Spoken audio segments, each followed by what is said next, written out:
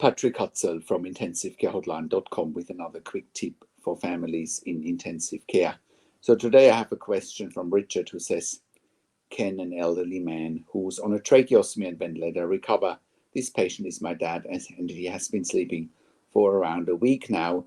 He's an old man, 93 years old. Well, Richard, I'm so sorry to hear about your dad in ICU with the tracheostomy and the ventilator. It's a difficult question to answer if you're asking, can your dad recover on a ventilator with a tracheostomy while he's in ICU and he's 93 and he hasn't woken up? Now, generally speaking, the older a patient is, the more difficult it is to wake up for them. But what you haven't shared is why your dad is in ICU, why does he have a ventilator, why does he have a tracheostomy? You know, the devil is in the detail. You know, did he have a brain injury? Is that why he's not waking up? Is he over sedated, over medicated? Did he have too many opiates? Is that why he's not waking up? Is he not waking up because he's potentially in kidney or in liver failure, right? And toxins have been building up, right?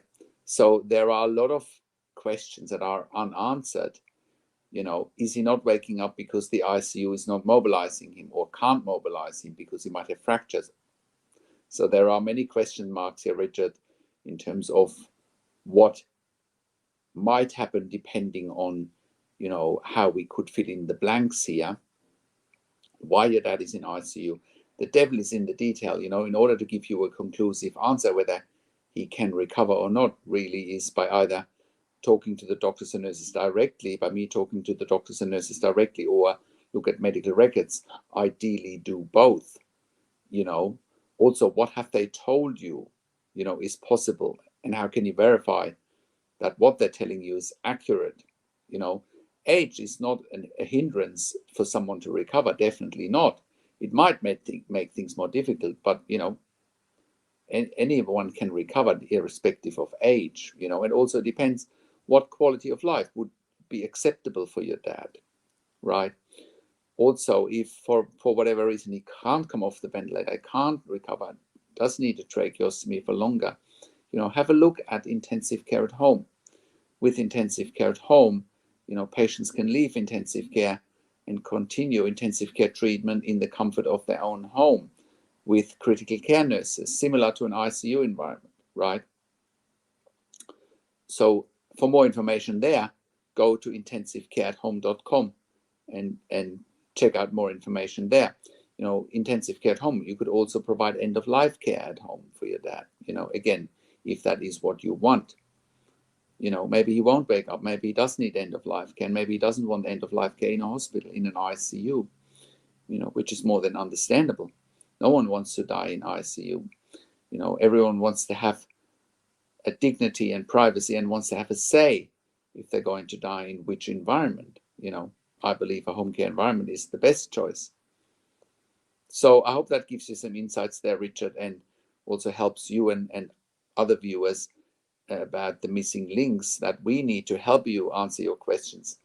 You know, it's always best if I can talk to doctors and nurses directly or look at medical records. That's when I can really help you and walk you through things, or I can set you up with questions that you can ask as well, you know, and then I can really help you. So if you have a loved one in intensive care, go to intensivecarehotline.com, call us on one of the numbers on the top of our website, or simply send us an email to support@intensivecarehotline.com with your questions.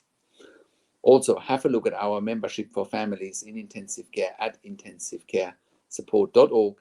There you have access to me and my team 24 hours in the membership area and via email, and we answer all questions intensive care related. Now, I also offer one-on-one consulting and advocacy for families in intensive care over the phone, via Zoom, via Skype, via WhatsApp, whichever medium works best for you. And I talk to doctors and nurses directly on your behalf. I have represented countless families in family meetings with intensive care teams, making sure they get best outcomes for them, best care and treatment for their loved ones, because I can be that voice for you and ask all the questions you haven't even considered asking, but you need to ask. We also do medical record reviews in real time. So if you need a medical record review in real time, for a second opinion, please contact us as well. We also review medical records after intensive care if you have unanswered questions, if you need closure, or if you are simply suspecting medical negligence. Now, if you are finding my videos valuable, subscribe to my YouTube channel for regular updates for families in intensive care. Click the like button, click the notification bell, comment below what you want to see next and what questions and insights you have from this video, and share the video with your friends and families. This is Patrick Hutzel from intensivecarehotline.com, and I will talk to you in a few days. Take care for now.